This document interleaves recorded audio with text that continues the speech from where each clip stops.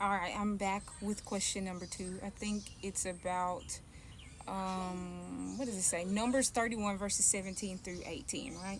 And so we have to know a bit of background information about this passage before I can jump into answering the specific question at hand. Because the question is really about verse number, I guess, verses 17 through 18, because that's what's on there. Now, therefore, kill every male among the children, and kill every woman who is not a virgin. But all the young girls who have not known a man intimately, keep alive for yourselves to marry. So I think specifically what he is asking about is the young girls being married off to some men within God's army, right? But let's get some background information first. So, first of all, the people that are in question in this passage are the Midianites.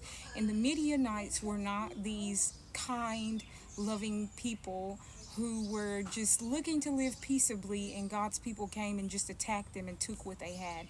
No, these were people that were coming after God's people that were actually cursed, trying to curse them. Obviously, they couldn't. You know, if you're not familiar with that passage, it's where they try to get this man to curse God's people, this prophet, and he is unable to do that because God gets a hold of him and says that he can't curse what God has already blessed, right? Thank God for that. But anyways, back to the passage.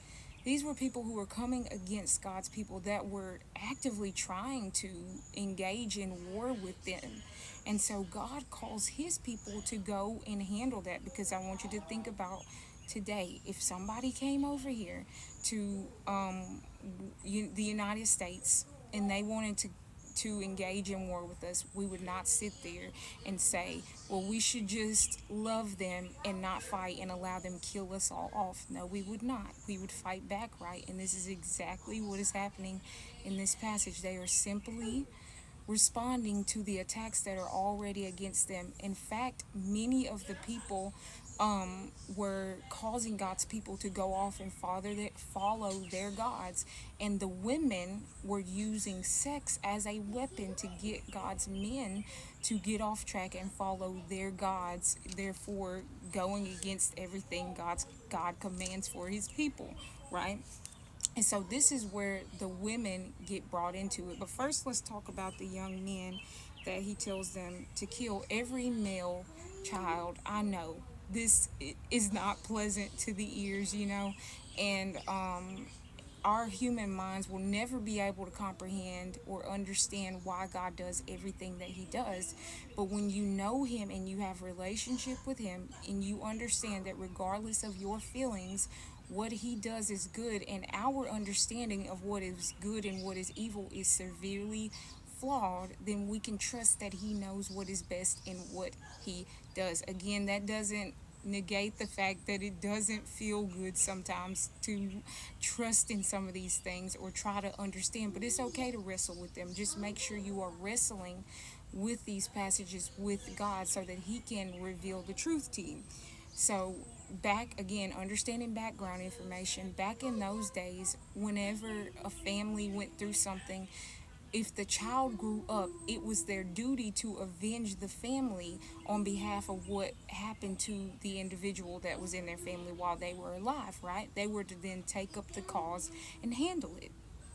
And so it would only make sense if he was going to do that to take care of all of it, because if he did not, then these children would, it was only the males who were taught to do these things, that would get up as they grew and it would become a problem again, right?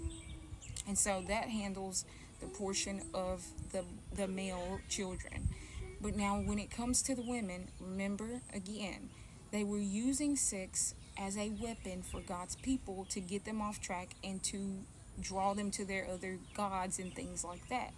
And so the women here spoken of that were given in marriage were the women who had not engaged in any of that activity. I was reading somewhere where found it said about 20,000 of them. And so for God to spare them was actually an act of mercy, because they did not engage in any of the acts. So why should they have to suffer for what the people did before?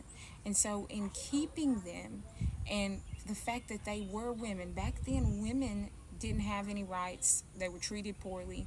They weren't able to get jobs. They weren't able to go to school. So they were either taken care of by their father until they got a certain age, where they were then married off, because the father and the mother would eventually die, right? And so then they were married off to ensure a level of security for the woman, so that she would not be left with nothing after the father died. And so this was not meant to be seen as a slave type of situation. And of course, if the women who were at that time were underage, they weren't sent out as women to be married, but rather they would go into a family and they would be cared for as a child.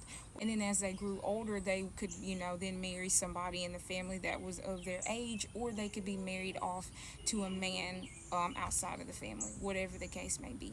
But either way, that in that case, it was for the protection of the women, so that they would have what they needed now that they would not have any partners. And yeah, I hope that was helpful.